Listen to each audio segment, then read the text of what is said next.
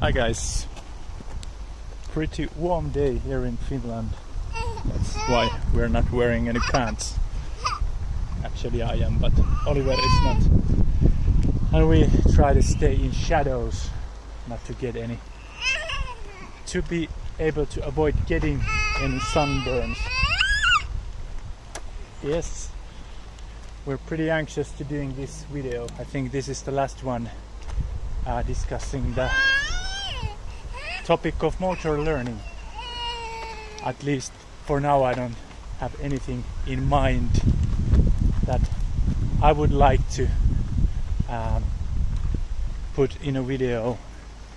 These what we have gone through, these topics we've discussed so far are pretty much the stuff that I'm kind of applying to practicing. What's up? Let's see where this is gonna go. You wanna play with your toys for a moment? That is gonna make a quick video. Cool. Yeah, so this time I wanna actually repeat before we start going to the topic that the kind of the science of motor learning is not my field. So in this video and also the other video there can be some things that are explained not so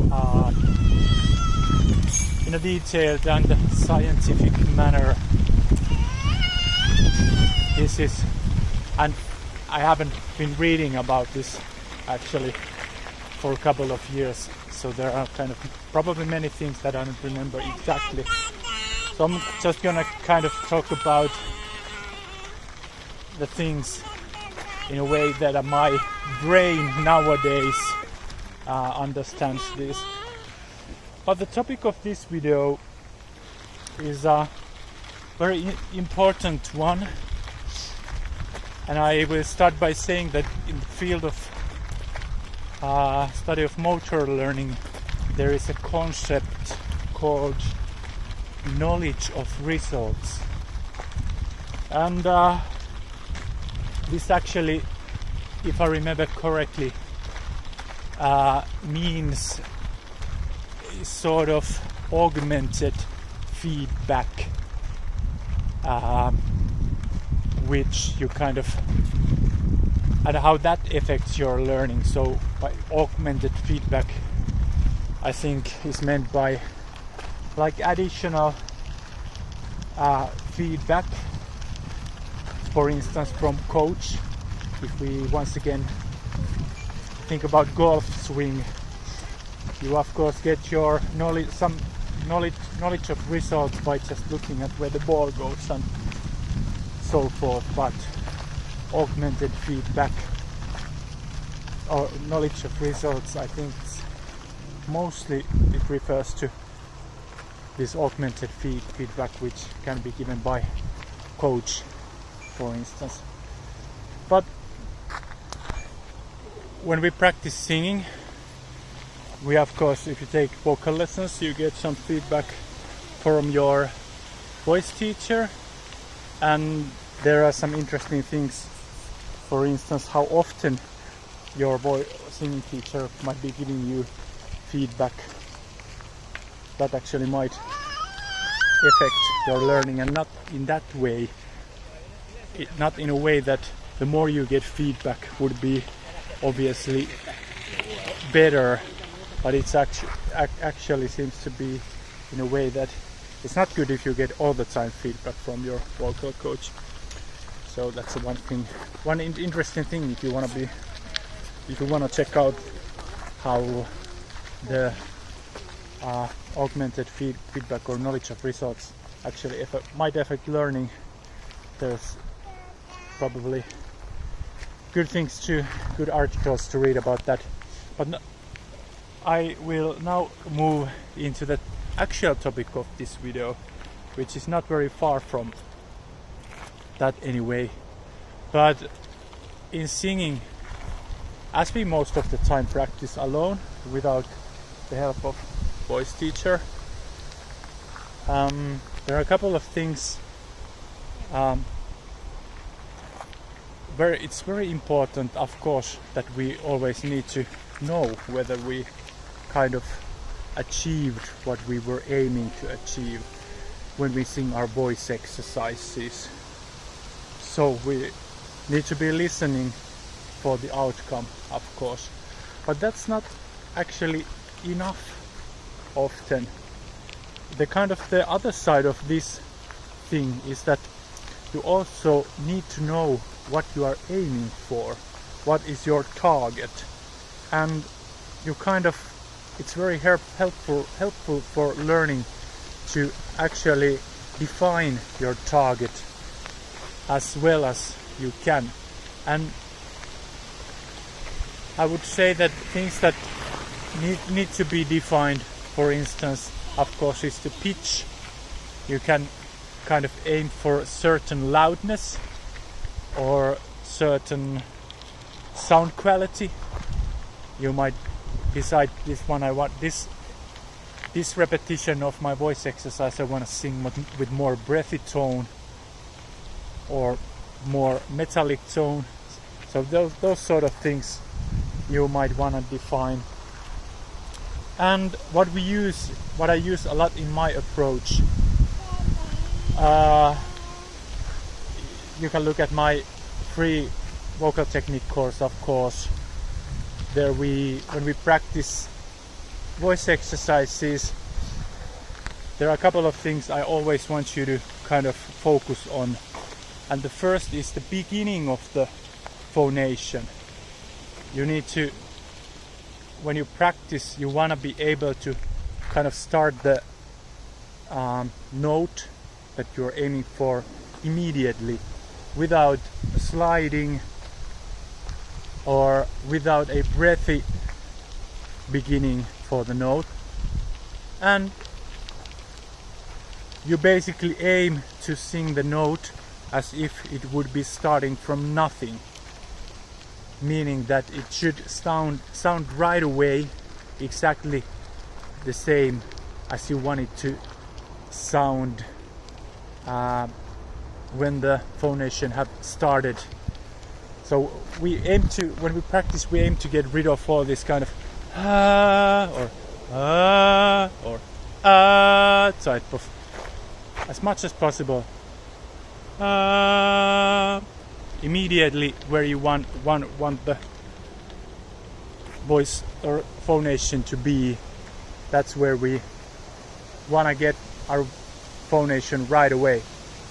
So there we already have a lot of things that how we have defined our target, how we want to sing the note, and that is so important for learning. You have to know what you are aiming for, and then you need to get the knowledge of whether you manage to sing in that manner or whether there is something to be improved. If you don't define your target, that would be basically same thing as you would be practicing throwing darts in a forest without any specific point where you want the dart to hit. That doesn't improve your skill a lot. So it's very dependent, your learning and improving, on you knowing actually what you are aiming for. So in practicing of vocal technique, that would be exactly the sort of thing that I mentioned. What is the pitch and volume,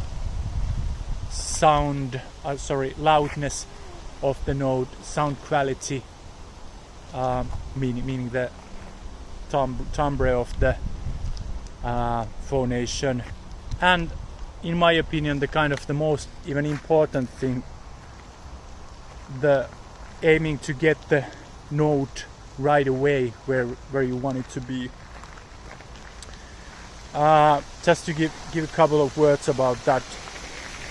In my approach, I think of the beginning of the note to be the most important moment in the phonation, because if you mess that up, it's very hard to kind of save the rest of the note and get free sounding, resonating tone after that. If you mess up the beginning of the note, that immediately usually introduces some unneeded tension in your throat area. So that's the reason why I always recommend to choose this type of approach when you practice. Doesn't mean that you don't wanna, when you sing, you don't wanna sing anything like this. Everybody, hey! This kind of startings of the notes as an artistic tool, but you have to have the ability to sing also right away the note as you kind of set your target to be. Oh, that's very poorly explained, but yeah. When you practice, it might be definitely beneficial to demand from your vocal technique to be able to produce the note as it intended right away. Yes, and when you have defined your target in a good manner, then it is also easier to kind of hear it by yourself, whether you manage to sing it like that. In the beginning it could be a little bit harder, of course. It needs some learning to be able to listen to yourself in a critical manner. So it's also always good to record yourself as well. Another point about this is that this kind of changes a little bit when you make some progress in your vocal technique. In the beginning you don't need to be so specific when you define your goal. In the beginning it's just enough to use the kind of things that I mentioned related to the beginning of the note. I suggest you start with that kind of requirement in your voice exercises to nail as perfectly as possible the beginnings of the note. And trust me, that's not often very easy either. But when you start to improve your vocal technique, you might add some other kind of factors to the picture. Like for instance, you could sing one repetition of an exercise with softer sound quality. Yeah, yeah, yeah, yeah. And when you move to the next, you could sing yeah, yeah, yeah, yeah, with more metallic tone. And sorry if I'm not singing perfectly those. It's harder to sing when holding camera in one hand and dragging the baby trolley in another hand. But yeah, you can start adding this more kind of advanced things in your exercises, and start adding like how higher pitch levels and that kind of thing. Yeah, very good. I think that's about it. So just to sum up, when you practice your voice exercises, always try to know what you're aiming for. That will help you improve a lot quicker, because your brain will get actually more detailed information from your exercises. Maybe I mentioned just one quick thing. This is often actually a problem when people practice just by singing alongside with like an original track, listening for instance Spotify and singing along with it. That type of practicing usually won't produce that good learning, because you don't kind of concentrate on really listening, and you don't even have time to listen usually whether how did you sing that syllable in a specific word, or you don't have kind of time to listen in such a detailed manner as you are able to listen when you do voice exercises that are cut a bit in a smaller pieces. And it's also people when they listen alongside with original tracks from their favorite artists, they kind of tend to like not that much listen to themselves but the original singer and just sing along and be very happy, even though some notes are sang with less good pitch. So in that kind of practicing you don't get that much learning. So okay, I think that's pretty much all. Hope you found this stuff interesting, and always like and subscribe, that helps me a ton. Have a happy practicing. Bye.